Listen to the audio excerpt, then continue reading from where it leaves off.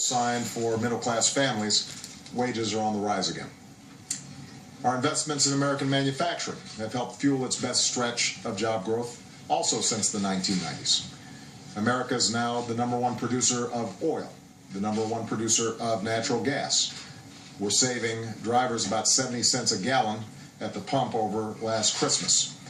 And effectively, today, our rescue of the auto industry is officially over. We've now repaid taxpayers every dime and more of what my administration committed, and the American auto industry is on track for its strongest year since 2005. And we've created about 500,000 new jobs in the auto industry alone. Thanks to the Affordable Care Act, about 10 million Americans have gained health insurance just this past year. Enrollment is beginning to pick up again during the open enrollment period. The uninsured rate is at a near record low. Since the law passed, the price of health care has risen at its slowest rate in about 50 years. And we cut our deficits by about 2/3 since I took office, bringing them to below their 40-year average. Meanwhile, around the world, America's leading. We're leading the coalition to degrade and ultimately destroy ISIL, a coalition that includes Arab partners. We're leading the international community to check Russian aggression in Ukraine. We are leading the global fight to combat Ebola in West Africa. And we are preventing an outbreak from taking place here at home. We're leading efforts to address climate change, including last month's joint announcement with China that's already jump-starting new progress in other countries. We're writing a new chapter in our leadership here in the Americas by turning a new page on our relationship with the Cuban people. And in less than 2 weeks, after more than 13 years, our combat mission in Afghanistan will be over. Today, more of our troops are home for the holidays than any time in over a decade. Still, many of our men and women in uniform will spend Christmas in harm's way, and they should know that the country is united in support of you and grateful not only to you but also to your families. The 6 years since the crisis have demanded hard work and sacrifice on everybody's part. But as a country, we have every right to be proud of what we've accomplished. More jobs, more people insured, a growing economy, shrinking deficits, bustling industry, booming energy. Pick any metric that you want, America's resurgence is real. We are better off. I've always said that recovering from the crisis of 2008 was our first order of business. And on that business, America's outperformed all of our other competitors. Over the past 4 years, we've put more people back to work than all other advanced economies combined. We've now come to a point where we have the chance to reverse an even deeper problem, the decades-long erosion of middle-class jobs and incomes, and to make sure that the middle class is the engine that powers our prosperity for decades to come. But to do that, we're going to have to make some smart choices. We've got to make the right choices. We're going to have to invest in the things that secure even faster growth in higher-paying jobs for more Americans. And I'm being absolutely sincere when I say I want to work with this new Congress to get things done, to make those investments, to make sure the government's working better and smarter. We're going to disagree on some things, but there are going to be areas of agreement, and we've got to be able to make that happen, and that's going to involve compromise every once in a while, and we saw during this lame duck period that perhaps that spirit of compromise may be coming to the fore.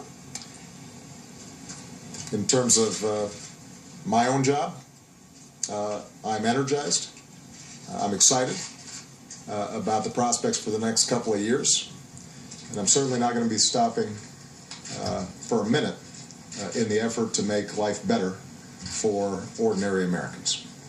Because thanks to their efforts, we really do have a new foundation that's been laid. We are better positioned than we have been in a very long time. A new future is ready to be written. We've set the stage for this American moment, and I'm going to spend every minute of my last 2 years making sure that we seize it. My presidency is entering the fourth quarter. Interesting stuff happens in the fourth quarter, and I'm looking forward to it. But going into the fourth quarter, you usually get a timeout. I'm now looking forward to a quiet timeout, Christmas with my family. So I want to wish everybody a Merry Christmas, a Happy Hanukkah, a Happy New Year. I hope that all of you get some time to spend with your families as well, because one thing that we share is that we're away too much from them. And now, Josh has given me the who's been naughty and who's been nice list, and I'm going to use it to take some questions. And we're going to start with Carrie Budoff, Brown of Politico. There you go, Carrie. Starting North Korea, that's going to be the biggest topic today. What does a proportional response look like to the Sony hack? And did Sony make the right decision in pulling the movie, or does that set a dangerous precedent in faced with this kind of situation? Well, let me address the second question first. Sony's a corporation. It suffered significant damage. There were threats against its employees. I am sympathetic to the concerns that they faced.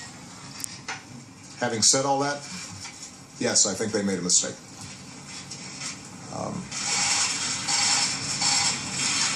In this interconnected digital world, there are going to be opportunities for hackers to engage in cyber assaults, both in the private sector and the public sector. Now, our first order of business is making sure that we do everything to harden sites and prevent those kinds of attacks from taking place. When I came into office, I stood up a cybersecurity interagency team to look at everything that we could do at the government level to prevent these kinds of attacks. We've been coordinating with the private sector, but a lot more needs to be done. We're not even close to where we need to be. And one of the things in the new year that I hope Congress is prepared to work with us on is strong cyber security laws that allow for information sharing across private sector platforms as well as the public sector, so that we are incorporating best practices and preventing these attacks from happening in the first place. But even as we get better, the hackers are going to get better too. Some of them are going to be state actors. Some of them are going to be non-state actors. All of them are going to be sophisticated, and many of them can do some damage. We cannot have a society in which some dictator someplace can start imposing censorship here in the United States. Because if somebody is able to intimidate folks out of releasing a satirical movie, imagine what they start doing when they see a documentary that they don't like, or news reports that they don't like. Or even worse, imagine if producers and distributors and others start engaging in self-censorship because they don't want to offend the sensibilities of somebody whose sensibilities probably need to be offended.